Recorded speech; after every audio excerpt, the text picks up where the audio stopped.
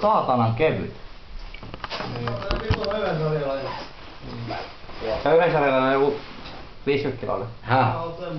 Sä oot kokoos nähdä höyhen. No niin kokoon, no en mä vituuteen nähdä. Siis nimenomaan pituuteen nähdä. Ne höyhen sarjalliset on vitun lyhyitä. Niin, mutta kun sä olet niin pitkä ja laiha. Tai siis sä olet pitkä ja sit sä painat joku. En mä laihempi kuin Juho. Mitä vittu me ollaan nähtykään koko vittu Juho ikinä? Älä vittu puhu Juhosta. Onks Juho vielä luihumpi? Samanlainen. Se on vaan lyhyempi. Miten teille, miten te ootte noin laihoisia pirkkaa? Mä en tiedä.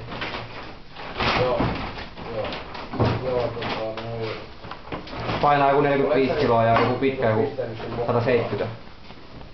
Kun laske siitä, minkälainen voi olla. Ei vittu niin luikku voi, se on anoreksia. No vittu se on siinä rajoilla. Se on ihan vittu semmonen kuiva, tiiäksä? Kuivan kesän ojalla. Kato kameraa. Mitä ei se... Olen Malme. Voi, tiedätkö, että ei se ole mahdollista tosta 70 pitkää ja painaa 45. On se mahdollista. Mä tiedän semmosen, mä luin semmoista jätkästä, mikä oli 180 pitkä ja painoi 30 kiloa. Se oli ihan... Joo, Mä kuvaan siitä, se oli ihan saakelin laihi, varmaan maailman laihi. se kun vittu luutkin pitäis painaa vittu yli se.